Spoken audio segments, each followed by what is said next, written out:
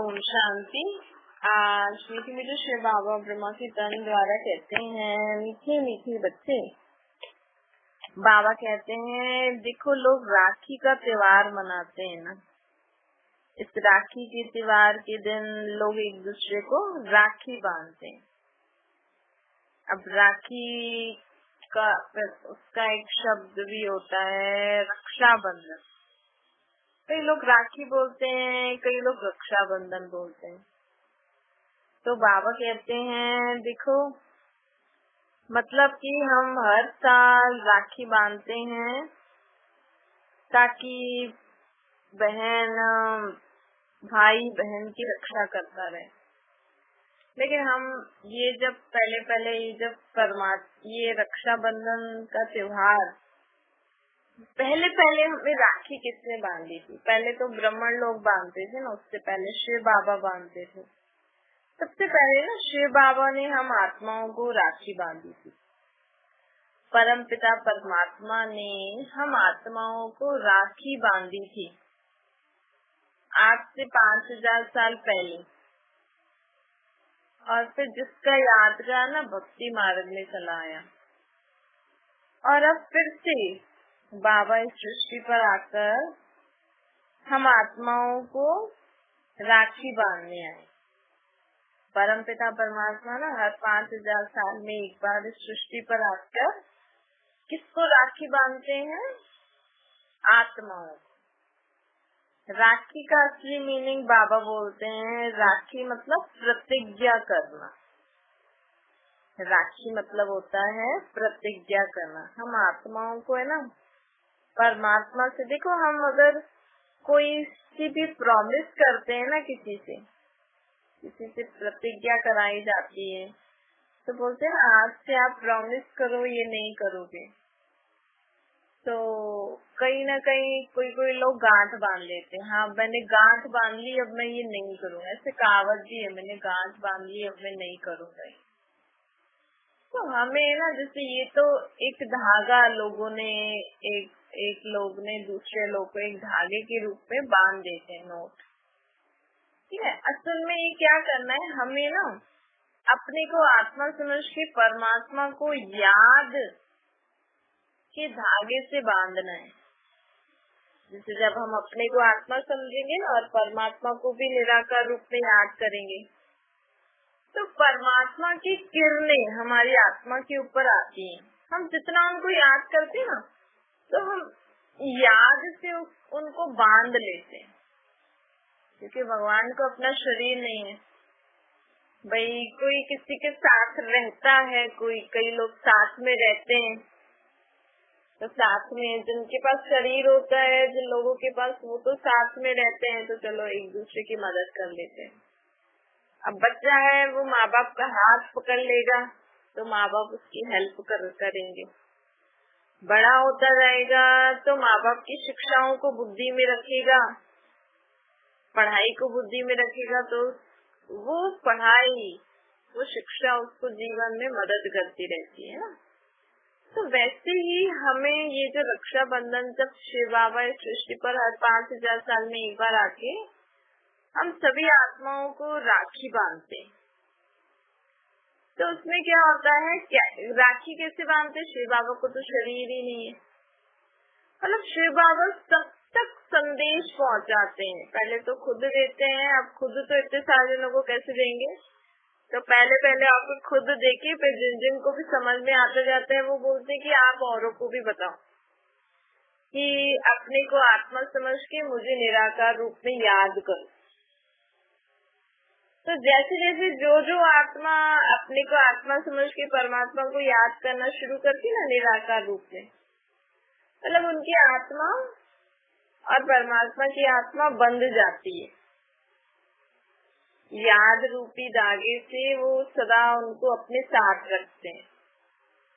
फिर परमात्मा हमें ना शिक्षा भी देते हैं, फिर हम उनकी शिक्षाओं को बुद्धि में धारण करते हैं और उन शिक्षाओं को धारण करके कर्म करते हैं, उनको भी याद करते हैं।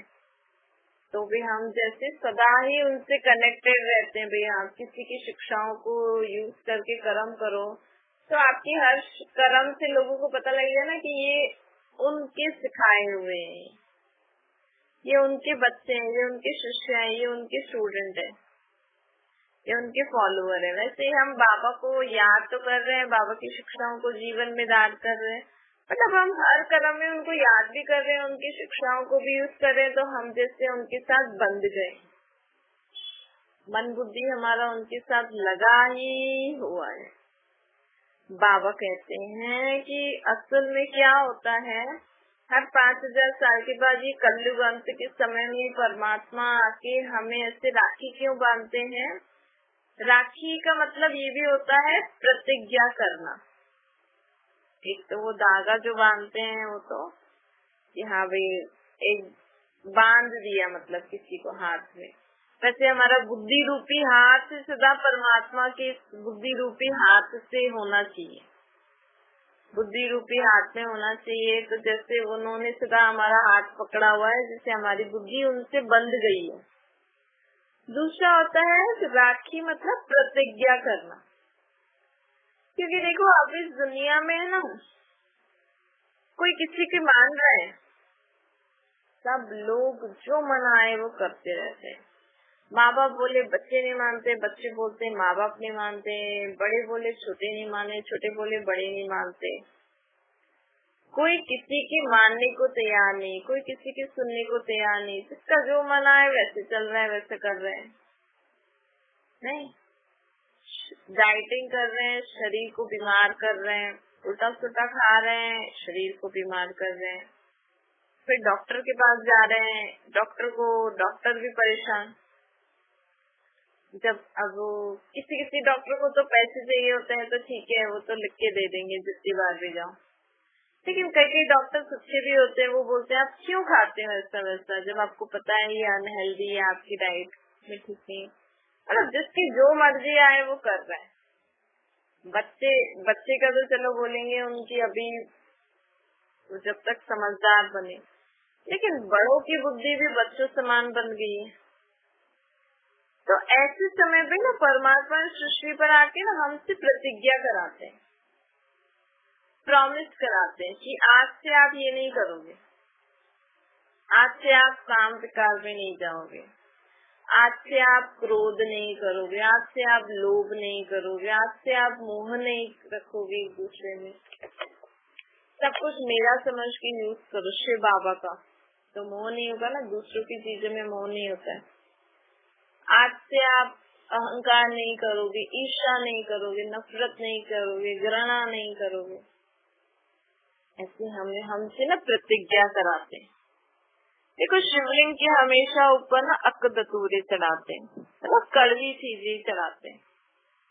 तो शिव बाबा भी हर 5 क्योंकि राखी बांधने के बाद भाई जो बांधता है उसको खर्ची देते हैं ना लोग। अब शिव बाबा हमें आकर राखी बांध रहे हैं।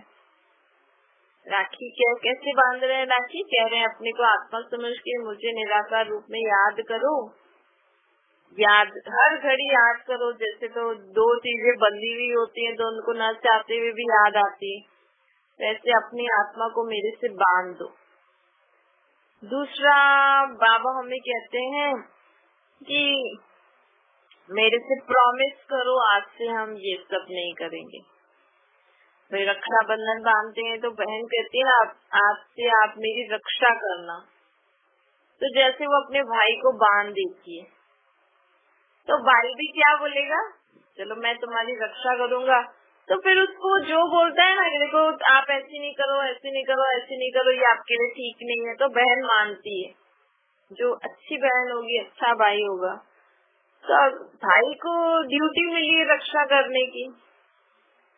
तो अगर बहन कुछ गलत काम करेगी तो भाई बोलेगा ना ऐसे नहीं करना, देखो मैं तुम्हारा रक्षक हूँ, ये आपके लिए ठीक नहीं है।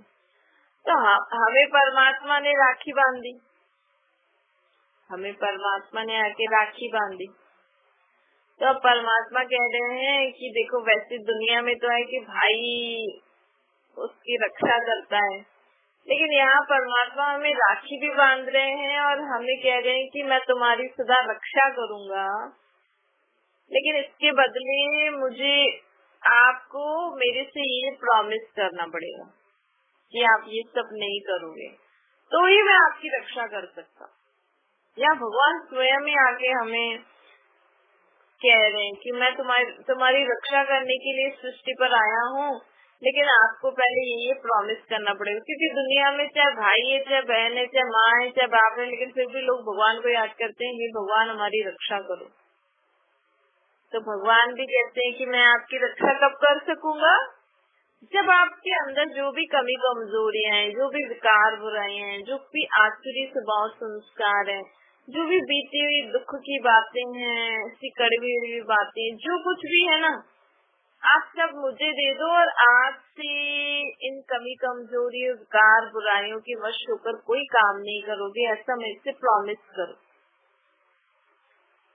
हमें सिर्फ प्रॉमिस करने के लिए बाबा बोल रहे हैं, फिर बाबा हमारी मदद करते। समझो हमने प्रॉमिस किया आज बाबा से, बाबा कह रहे हैं मैं आपकी रक्षा सदा करूंगा, लेकिन मेरे से प्रॉमिस करो। हमने प्रॉमिस किया आज से मैं किसी भी विकार बुराई के वश होकर कोई काम नहीं करूंगी, न लोभ मोह अहंकार विकार, न पुरानी बातें सोचूंगी, न आसुरी स्वभाव संस्कारों के वश होकर कोई काम नहीं करूंगी। हमने प्रॉमिस कर लिया, फिर बाबा हमारी मदद करते हैं। हमें ये याद रहना चाहिए कि मैंने प्रॉमिस किया है तो मुझे इनके वश होकर कोई काम नहीं करना है। तो कोई भी समय पे हमें ऐसी विकार बुराई फिर से मौज होने लगते हैं या फिर से ऐसी आदतें होने लगती है, तो हमें बाबा को याद करेंगे तो फिर वो हमारे ऊपर हावी नहीं होंगे। तो ऐसे करके आज के दिन हमें बाबा से प्रतिज्ञा करनी है, तभी बाबा हमारी क्या कर सकेंगे, सदा ही रक्षा।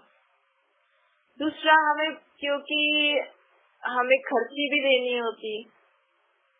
अब शिव बाबा को क्या खर्ची दोगे, शिव बाबा ने हमें राखी बांधी तो हमें शिव बाबा को खर्ची देनी चाहिए ना। खर्ची में क्या दोगे आप उनको, कितने पैसे दोगे? आपके पास है ही क्या, कागज की नोट है और वो सिक्के हैं, वो तो एक ही आग लगेगी तो जल जाएगी सिक्के। कलयुगी धन भगवान क्या करेगा।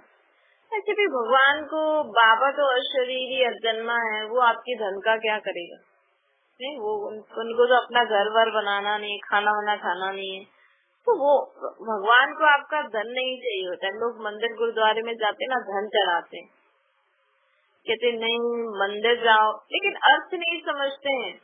अब भगवान को हमारा धन चाहिए, वो मूर्ति, चलो आप सोच रहे हो उस मूर्ति में भगवान है, उन ग्रंथ शास्त्र में भगवान है, तो आप सोच रहे चलो इनको चढ़ाएंगे, मूर्ति पे ये लोग कपड़े खरीद के मूर्ति को चढ़ाएंगे, ये करेंगे, इसलिए हम भगवान के घर में धन दे रहे हैं, इतना सोना दे रहे हैं मूर्ति को चढ़ाने के लिए, इतना धन दे रहे हैं, इतना दान कर रहे हैं मंदिर गुरुद्वारों में, पर न तो वो पत्थर की मूर्ति भगवान की है। तो आपकी भावना है, उस समय परमात्मा उस पत्थर की मूर्ति से भी आपको कुछ शक्ति दे देते हैं, पर उस पत्थर की मूर्ति में भगवान थोड़ी है। आप भावना रखो तो आप कभी जंगल में हो तो आप भगवान को याद करोगे, तो वहाँ जंगल में मनुष्य नहीं है, तो लोग भगवान आपको पेड़ पौधों या जीव जंतु जानवरों के रूप में भी आकर आपकी मदद करेंगे उस समय। लेकिन इसका मतलब ये नहीं कि उस जीव जंतु जानवर और पेड़ पौधों में सदा ही भगवान होते हैं। वही आप भावना रखो, आपकी गली के मंदिर में जो मूर्ति है उसमें भावना रखो, या वैष्णो देवी अमृतसर या कहीं और जाके भावना रखो। आप घर बैठे ही अपने को आत्मा समझो और परमात्मा को याद करो। आप घर बैठे ही जो खाना खा रहे हो वो भगवान को याद करके खाओ, आपके शरीर की सब बीमारियां दूर हो जाएंगे, आपके सब दुख दूर हो जाएंगे। मेन भावना होती है ना, आप भावना अर्थात आप कितना मन से याद कर रहे हो, आप कितना बुद्धि योग आपका भगवान से जुड़ा हुआ है ऊपर। तो बाबा हमें कहते हैं कि अब आप मुझे खर्ची क्या दोगे, आपके पास जो भी विकार बुराइयां कमी कमजोरी दुख की बातें हैं वो आप खर्ची में भगवान को दे दो, बाबा को, अपने को आत्मा समझ के परमात्मा को दे दो। दे सकते हो, देखो, हम अगर किसी को खर्ची देते हैं तो आपको ख्याल आएगा कि मैंने उसको 500 रुपए दिए, अब मैं ले लेती हूँ जाके, बस मुझे चाहिए वो। पहले तो आपने उनको दिया, फिर आपको लगा कि नहीं मुझे चाहिए, मैं ले लूं उनसे जाके, तो लोगे जाके। आपने किसी को गिफ्ट दिया, ख्याल भी करोगे आप, बताओ। और किसी सगे संबंधी को दिया हो तो बिल्कुल भी नहीं करोगे। हाँ, कोई ऐसा आया और आपको देना पड़ा तो आप सोचोगे अरे मेरे को 5 रुपए चाहिए थे, 500 रुपए, पर वो आ गया, मैंने उसको दे दिया। लेकिन अगर आपका कोई नजदीकी संबंधी, बहुत अच्छा प्रेमी, अच्छे संबंध वाला आया और आपने उनको कितना खुशी खुशी से सब पैसा उन पर लुटाने के लिए तैयार हो जाते हैं, उसके बाद तो याद नहीं आता, उसके बाद खुशी में होते, कहते कोई बात नहीं यार, 1000 गया, 2000 गया, कितने मजे आए, पैसे को नहीं देखते। तो परमात्मा हमें कहते हैं कि देखो बहुत बड़ा फायदा है इसमें। अगर हम भगवान को, चलो एक साथ नहीं, वैसे एक साथ दोगे तो बहुत ही फायदा है, नहीं तो आप रोज, लोग सोचते हैं हम भगवान के मन प्रसाद ये धन चढ़ा रहे हैं, लेकिन भगवान को आपको स्थूल धन नहीं चाहिए। भगवान को आपका, जो आपकी आत्मा में जो ये विकार, बुराइयां, कमी कमजोरियों का, जो रावण का दिया हुआ धन है, ये रावण का धन है। ये काम, क्रोध, लोभ, मोह, अहंकार क्या है? ये रावण का धन है। ये रोना, रूसना, चिल्लाना, जेलसी, एक दूसरे से पुरानी बातें सोच सोच के दुखी होना, ये सब रावण की देन है। रावण कोई इंसान नहीं है, पर विकार, बुराइयों की ही देन आपकी आत्मा में है। उसका धन आप आपकी आत्मा में लेकर घूम रहे हो, लेकिन उसके बदले परमात्मा हमें सुख, शांति, प्रेम, आनंद, ज्ञान, पवित्र ज्ञान, शक्तियाँ, गुणों का धन देने आए हैं। तो अगर आपको परमात्मा का ये ज्ञान, गुण, शक्तियों का धन चाहिए, तो आपको इसके बदले उनको क्या देना पड़ेगा?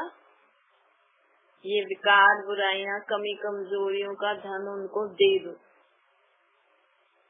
फिर देखो, अगर हमने, समझो आप में अगर क्रोध का संस्कार है, क्रोध की आदत है, क्रोध विकार है, तो अगर आज आपने शिव बाबा को खर्ची दे दी, रावण का ये धन दे दिया, क्रोध,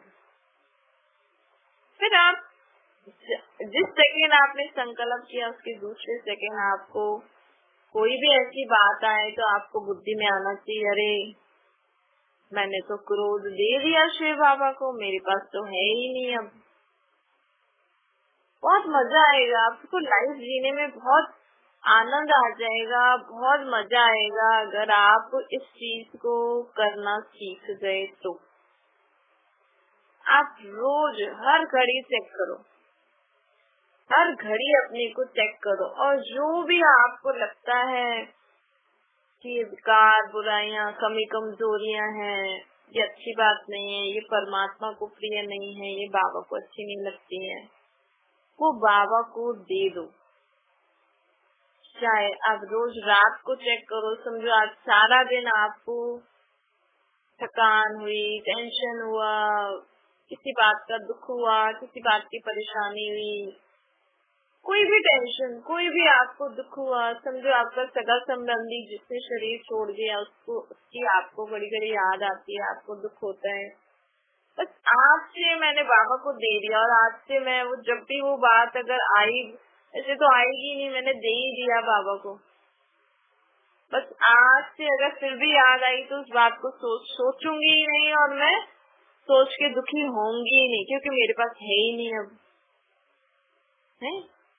समझो किसी के बाप ने शरीर छोड़ दिया, किसी के भाई ने शरीर छोड़ दिया, वो सोच सोच के दुखी हो रही है बेचारी, घड़ी मेरा भाई चला गया, बस आज से तो मैं शिव बाबा को एक खर्ची दे दूंगी कि बाबा आपके ये जो भी है शरीर से संबंधित जो भी भाई था, उसने शरीर छोड़ दिया, मुझे घड़ी घड़ी इसका संकल्प आता है, ये संकल्प आप ले लो, हम आपको ये खर्ची दे देते हैं। फिर अगर फिर से आए, अरे मेरे भाई ने, अरे मैंने तो ये संकल्प दे ही दिया, मैं इस चीज को सोच ही नहीं सकती। अगर आपने सोचा मतलब शिव बाबा से खर्ची वापस ले ली, ये तो अच्छी बात नहीं है। किसी को हम खर्ची देते, किसी को हम दान करते, किसी को हम गिफ्ट देते और वो वापस ले लेते, ये अच्छा नहीं माना जाता ना। तो ऐसे करके हमें रोज, अगर आप चाहते हो, देखो कोई भी इस समय, खास करके इस समय कोई भी मनुष्य आत्मा आपकी मदद नहीं कर सकती। चाहे आप सोचो मेरा पति है मेरे साथ, चाहे आप, आजकल तो देखो किसी का कोई भरोसा नहीं है। आप सोचो मेरे साथ मेरे माँ बाप है, मेरे साथ मेरा भाई है, हाँ ठीक है तो अच्छी बात है, लेकिन फिर भी हमें परमात्मा को अपने साथ रखना ही है। हर घड़ी आपको उनको अपने से बांध कर रखना ही है, तभी हर घड़ी बाबा हमारी मदद करने के लिए तैयार होते हैं। और जब भी लोगों की देखो कुछ मदद हो जाती है ना, तो कहते हैं ना, भगवान ने मेरी बहुत मदद करी, मैं इतने रुपए का प्रसाद चढ़ाऊंगा, इतने रुपए का दान करूंगा। असल में कि भगवान हमारी हमेशा रक्षा कर रहे हैं, तो भगवान को हमसे कौन सा धन चाहिए? रावण का धन। जो भी आपके पास विकार, बुराइयां, ये सब है ना, ये धन आप भगवान को दे दो ना, तो आपके भगवान सदा ही, वैसे तो वो हमारी रक्षा करते ही हैं, लेकिन ये सब देने से हम सदा ही सेफ है, क्योंकि हमारे अंदर कोई विकार बुराई होगी ही नहीं, हमने सब बाबा को दान दे दिया।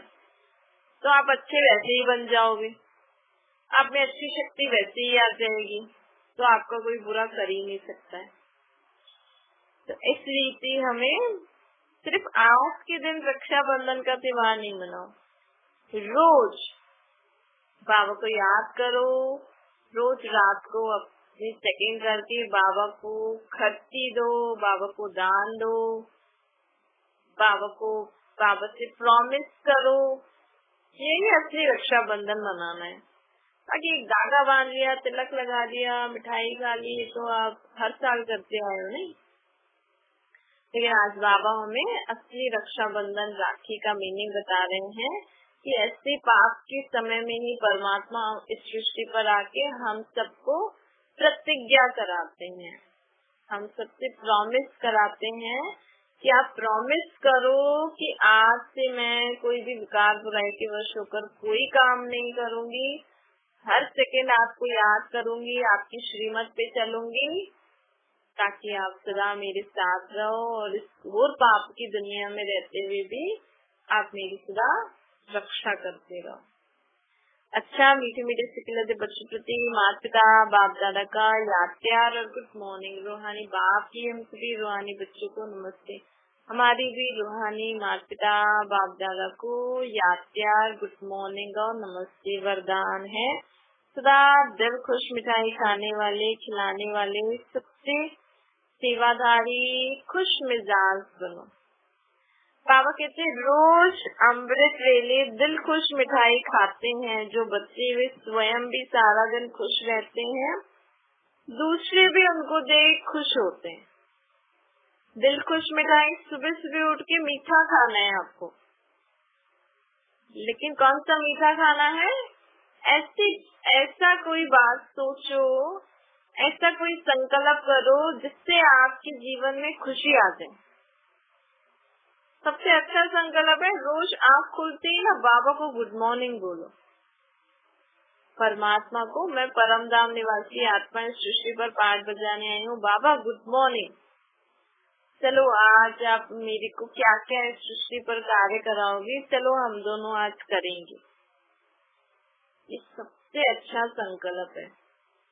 आप ये संकल्प करके उठोगे बाबा के साथ, देखो आप सारा दिन खुश भी रहोगे, बाबा को इतना अच्छा सारा दिन अनुभव कराएंगे जिसके फलस्वरूप दूसरे भी आपको देख के खुश हो जाएंगे। कोई परिस्थिति आएगी भी तो भी आपको वो बहुत छोटी लगेगी। अगर हम सदा खुश रहेंगे ना, खासकर सुबह उठते ही आप खुशी खुशी उठते हो ना, तो समझो आज कोई पहाड़ जैसी बात आने वाली है, वो भी क्या बन जाती है, रुई बन जाती है। रोने वाली परिस्थिति में भी आपका मन सदा खुश रहेगा। हमारा चेहरा देख, हमारे चेहरे से सेवा होगी। जो लोग खुश होते हैं ना, वो सबको खुशी देते हैं, सेवा हो गई ना।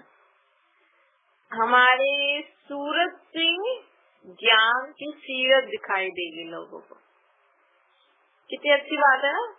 सिर्फ हमें सदा सुबह उठ के कोई ना कोई खुशी की बात सोच के उठना है, ताकि हम सारा दिन खुश रहें।